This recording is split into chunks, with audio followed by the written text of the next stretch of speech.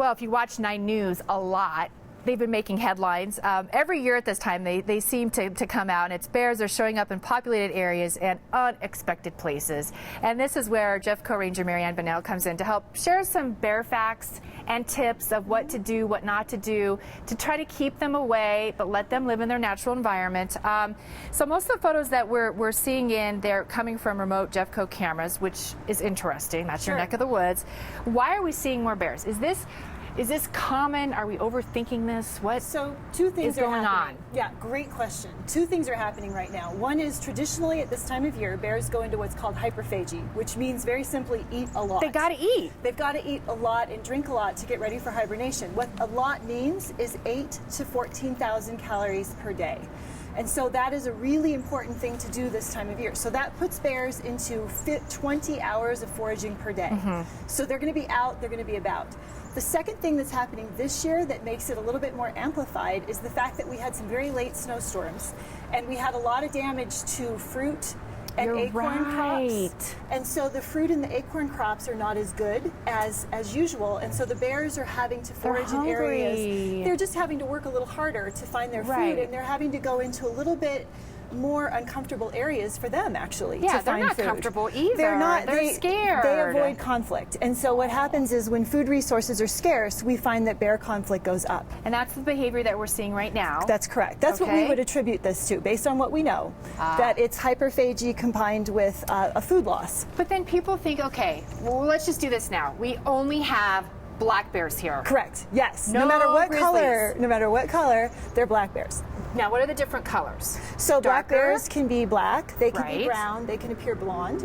Some of them even appear strawberry blonde, but they're all black bears that we're seeing in Colorado. So when you get calls, I have a grizzly in my backyard. You don't have a grizzly in your backyard. You don't have a grizzly. Now, okay, so then the food they're looking for, we think that they just eat berries, nuts, pine. And they do. So 80% of a bear's diet is going to be fruits, nuts, that sort of thing, grasses. They're not the predator that we think of. They, the other 20% of their diet may be insects or may be carrion. So say they find a dead deer, they'll eat that carcass. But they're not going to be hunting down and killing large animals. And we need to remember that. Correct. This is more, their style is to more forage, let their nose lead the way, and they find the food that way. I know they're scary, but aren't they so cute? They are. Well, they gotta take them seriously, but there's something about them, and it's their body shape and some of their behaviors are very human-like, and so we find them very relatable and very endearing. Now, garbage. Why do they go for the garbage then? So again, bears follow their nose. They're going to go for the easiest calories in the easiest location, and so unsecured rubbish is something a bear can hardly resist. They find things with their nose. They're going to sniff that out. The Chinese, you know, the goopy leftovers, the corn cobs, anything that you might put out. They're going to smell that, and they're going to find that easier and more appealing, especially this year when food resources are scarce. That's going to be more appealing to them than trying to forage for acorns and berries that just don't exist. So keep that tied up and out of the way. Don't You've got to keep it secured. And if that means a specialized trash can, if that means an indoor location till your trash day, there's a lot of really great options for people that particularly live in mountain country. You're going to absolutely want to secure your trash. So someone sees a bear. Yes. Do you think there were signs before? Like, are there signs? So it's tough. A lot of the reports we're getting, it came as a complete surprise. So nobody expects to run into a bear. Some things to keep in mind is earbuds are really tough. We really suggest that people not be out hiking or trail running or biking with earbuds. Also, you can be looking for signs of bears. Sometimes you'll see scratches on trees. Bears will do that. You can see scat sometimes, but for the most part, a bear encounter is something we don't expect, and it just happens. Mother bears, extra aggressive? Yeah, so a mama bear is going to be extra protective of her cubs. Of course. And we need to keep that in mind. So if you see a cub, you're going to want to assume there's a mother bear around. You're going to want to not in any way position yourself between her and the cubs. No. And you're going to want to exit the area. Now, that doesn't mean turn tail and run. No, because that could trigger another response. Right. Which may be that they are startled and they may try to take after. So what you want to do is remain calm, maybe even use a human voice, talk a little bit so the bear can figure out, oh, you're here. And then exit still facing the bear. So you want to back out of... Keep eye contact. At least, know where the bear is. Right. And remove yourself from the area. Establish distance. Now, bear's coming at you, don't you roll? Bears coming at you with black bears, you actually fight back. You do? Yes, one woman fought a black bear off with a zucchini.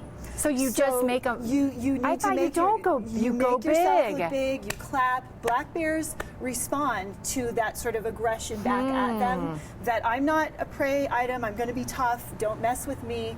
And the bear will actually oftentimes then decide it's not worth the effort.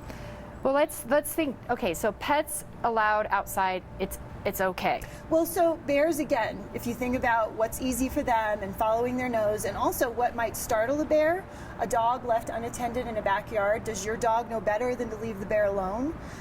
Does your dog know if the bear is approaching the dog? Is the bear going to feel safe? So one of the things we say, and this is pretty typical of anything, because it's not just bears. When you decide to leave a pet unattended in a yard, especially at night, there's a lot of different things that could happen. In the mountains, especially in the mountains. So we recommend, and if you do know there's a bear in your yard, the very last thing you want to do is release the dogs. Well, of course. Because that's going to tree the bear, or the bear could become aggressive towards your pets. So for pet safety, we just say, keep the pet indoors. If you do see a bear in the yard, you don't want to create more conflict by putting your pets out in the yard with the bear. Best thing to do is call. You are so great.